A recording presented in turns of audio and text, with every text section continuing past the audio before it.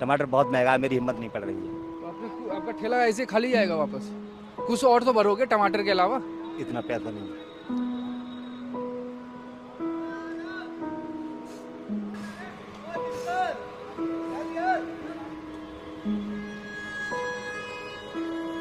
हमारी गुजर नहीं हो रही। हेलो दोस्तों, आपने फल विक्रेता रामेश्वर जी का ये वीडियो ज़रूर देखा होगा। आजकल सामान्य वर्ग और मध्यम वर्ग एक समस्या से जूझ रहा है जिसका नाम है महंगाई यानी इन्फ्लेशन। क्या होती है महंगाई? क्या ये अच्छी होती है या बुरी? कैसे फ़र्क डालती है आपकी सैलरी पर? और इन्फ्लेशन जॉब एम्प्लॉयमेंट पर क्या फ़र्क डाल सकती है? इसके बारे में आज के वीडियो में हम बात करेंगे। नमस्कार दोस्तों, स्वागत है आपका अपने यूट्यूब चैनल। आपने अपने दादा या दादी से ज़रूर सुना होगा कि वे पहले 2 रुपए में पूरी बाजार कर कर आ जाते थे और वही सामान आज आप 2000 या 3000 में भी नहीं ला पाते। तो यही जो प्रक्रिया है यही कहलाती है हमारी इन्फ्लेशन, यानी समय के साथ पैसे की कीमत का गिरावट होना। इसको हम यहाँ पर एक एग्जांपल से समझ सकते हैं कि एक कॉफ़ी का कप जो है वो 1970 में $0.25 का आता था, 1980 में $0.45 का आता था और ये आते आते समय के साथ 2022 में वही कॉफ़ी का कप जो जितनी मात्रा थी उतनी अभी भी है, उसकी कीमत हो गई है $1.85। यानी समय के साथ जो रुपए है उसकी कीमत क्या हो गई है? गिर गई है। और इसी बात को हम लोग बोलते हैं इन्फ्लेशन यानी महंगाई। वैसे तो महंगाई के कई सारे रीज़न्स होते हैं, पर आज मैं मेनली 4 रीज़न्स के बारे में बात करूँगा। पहला है इकोनॉमिक बूम। तो यहाँ आप समझिए, यदि जनता के हाथ में ज़्यादा से ज़्यादा पैसे दे दिए जाएंगे जिससे कि वो ज़्यादा से ज़्यादा सामान खरीद सकते हैं, तो उन सामानों की डिमांड क्या हो जाएगी? बढ़ जाएगी। और डिमांड बढ़ने से सप्लाई जो होगी वो धीरे धीरे बढ़ने लगेगी या बढ़ाई जाएगी, जिससे कि बिजनेसमैन या इंडस्ट्रीज़ को ये समझ में आने लगेगा कि वो अपने जो सामान है या जो बना रहे हैं उसकी प्राइस को इंक्रीज़ कर सकते हैं, क्योंकि जनता के पास अब पैसे हैं तो वो प्राइस इंक्रीज़ कर, जिससे सामान की कीमत बढ़ने से महंगाई हो जाएगी। इसको आप एक एग्जांपल से समझिए। मान लीजिए एक ट्रेन है और उसमें 100 सीट्स हैं। 100 सीट्स में 80 जनरल हैं और 20 रिजर्व सीट हैं। अब सब आप पैसेंजर को बहुत सारे पैसे दे देते हैं। अब पैसेंजर्स के पास जब ज़्यादा पैसे होंगे तो वो क्या करेंगे? वो चाहेंगे कि उनको वो रिज़र्व सीट मिल सकें, जिसके लिए वो ज़्यादा पे करना स्टार्ट कर देंगे। और यहीं से स्टार्ट होता है हमारी महंगाई यानी कि इन्फ्लेशन। और इस टाइप की इन्फ्लेशन को हम लोग बोलते हैं demand pull inflation. Next reason है increase in price raw material, मतलब रॉ मटेरियल के प्राइस का बढ़ जाना। और इसके कई सारे फैक्टर्स अलग अलग हो सकते हैं, जैसे मॉनसून फैक्टर हो सकता है सब्जियों और दालों या फलों के दाम बढ़ने का। अगर मॉनसून की वजह से उनकी क्रॉप फेलियर हो जाती है या कम होती है तो उससे दाम बढ़ जाते हैं, ठीक है। या ऑयल के दाम बढ़ने का, अगर ऑयल के दाम बढ़ेंगे तो ट्रांसपोर्टेशन का दाम बढ़ता है, जिससे कि उस चीज़ की जो उससे ट्रांसपोर्ट हो रही है उसकी भी कीमत बढ़ जाती है। और गवर्नमेंट अलग अलग प्रोडक्ट्स पे अलग अलग टैक्सेस लगाती है जिससे उनकी मैन्युफैक्चरिंग कॉस्ट बढ़ जाती है। मैन्युफैक्चरिंग कॉस्ट बढ़ेगी तो उस सामान की कीमत भी बढ़ेगी और उससे महंगाई होगी। इसी महंगाई को हम लोग बोलते हैं cost pull inflation. Third point है इंक्रीज सैलरी। अगर हम सैलरी बढ़ाते हैं तो उससे भी हमारी इन्फ्लेशन बढ़ सकती है। आप विश्वास नहीं करेंगे, इसको आप ऐसे समझिए, जैसे कि अगर आप सैलरी बढ़ती है आपकी तो जो कंपनी है या जिसमें आप गवर्नमेंट में काम कर रहे हैं उसको अपने प्रोडक्ट का भी दाम बढ़ाना पड़ेगा, जिससे आपकी टाइम टू टाइम सैलरी बढ़ाई जा सके। इसीलिए वो उस प्रोडक्ट का दाम बढ़ा देंगे और उससे महंगाई भी बढ़ सकती है। इसी को हम लोग बोलते हैं वेज पुश इन्फ्लेशन, यानी कि सैलरी के हिसाब से महंगाई का बढ़ जाना। नेक्स्ट पॉइंट है हमारा करेंसी डिप्रिशिएशन। क्या होता है ये? इसमें ये जो सरकारें होती हैं वो ज़्यादा से ज़्यादा पैसा प्रिंट कर लेती हैं, जिससे कि पैसे की कीमत धीरे धीरे कम हो जाती है। वेनेजुएला में 2016 से 2019 तक 5 करोड़% डिप्रिशिएशन नोट किया गया। और ऐसा ही सेम जिम्बाब्वे में 2008 में हुआ, जब वहाँ पे करेंसी लॉस होने लगी और वहाँ की सरकार ने बहुत सारे नोट छाप दिए, जिससे कि वहाँ पे बिलियन और ट्रिलियन तक के नोट छापे गए, पर वहाँ की डिप्रिशिएशन बहुत ज़्यादा थी।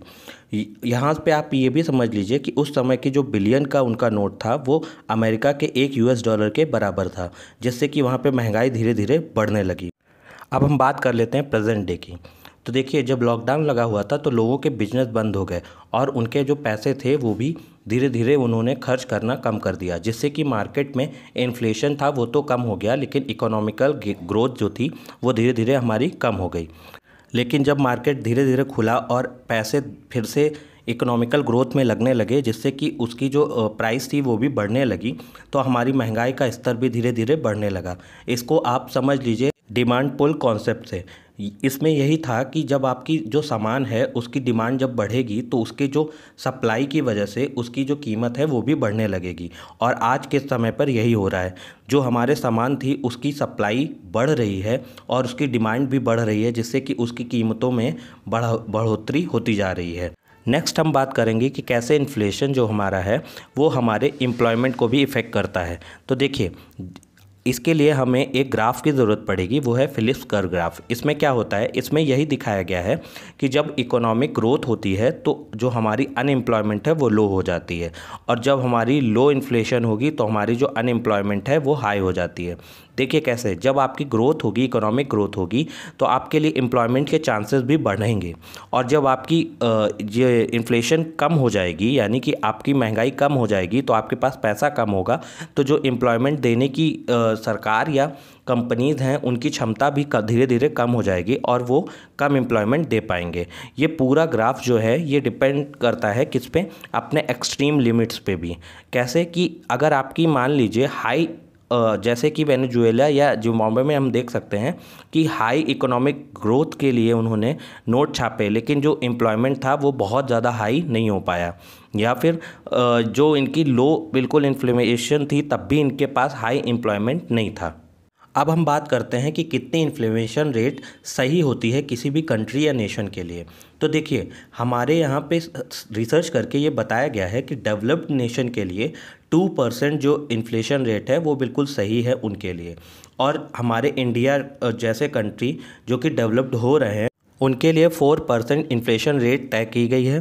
और इसमें भी एक मिनिमल रखा गया है कि +-2 मीन्स अगर 6% भी हो जाती है तो भी ठीक है, और अगर -2 हो जाती है यानी 2% भी है तो भी इतनी चिंता की बात नहीं है। लेकिन इस समय जो इन्फ्लेशन रेट है वो 6 से ऊपर हो गई है, जिसकी वजह से महंगाई का स्तर धीरे धीरे बढ़ गया है।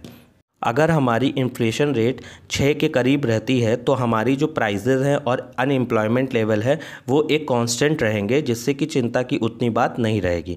अब हम बात करते हैं कि कौन होता है जो इन्फ्लेशन रेट को तय करता है कि कब बढ़े और कब घटे, यानी कि कौन कंट्रोल करता है। तो हर देश की एक सेंट्रल बैंक होती है जो कि उसके इन्फ्लेशन को कंट्रोल करती है। हमारे देश की जो सेंट्रल बैंक है वो आरबीआई है। आरबीआई तय करती है कि कब इन्फ्लेशन को बढ़ाना है और कब घटाना है। इसके लिए वो रेपो रेट का यूज़ करती है। रेपो रेट क्या होता है? रेपो रेट वो होता है जिस पे बैंक जो सेंट्रल बैंक है यानी आरबीआई है वो बैंक्स को लोन देता है और बैंक्स फिर लोगों को लोन देती है। आरबीआई जब इन्फ्लेशन रेट को बढ़ाना चाहता है तो वो रेपो रेट को कम कर देता है। इसका मतलब है वो बैंक्स को मिलने वाला जो लोन है उस पर रेट अपना कम कर देता है, जिससे कि बैंक ज़्यादा से ज़्यादा लोन लेते हैं और वो लोगों को कम ब्याज पर लोन देते हैं, जिससे कि सबके पास पैसा आता है और वो डिमांड और सप्लाई पे काम करने लगते हैं और उससे ज़्यादा से ज़्यादा खर्च होता है, जिससे कि इन्फ्लेशन रेट बढ़ जाती है। आरबीआई जब इन्फ्लेशन को घटाना चाहती है तो वो अपने रेपो रेट को बढ़ा देती है, जिससे कि बैंक्स कम से कम पैसा लेते हैं और वो फिर लोगों को कम से कम पैसा देते हैं और रेट अपना बढ़ा देते हैं, यानी रेट ऑफ इंटरेस्ट बढ़ा देते हैं, जिससे कि लोग भी कम पैसा लेते हैं और फिर वो पैसा जब वो आएगा ही नहीं तो वो डिमांड और सप्लाई में यूज़ हो ही नहीं सकता। इसीलिए जो हमारी सेंट्रल बैंक है वो पूरी तरह से रेपो रेट से तय करती है कि हमारी इन्फ्लेशन बढ़ेगी या घटेगी।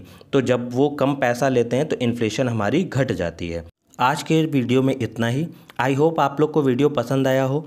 अगर आपको वीडियो पसंद आया हो तो वीडियो को लाइक करना और चैनल को सब्सक्राइब करना मत भूलिएगा। धन्यवाद।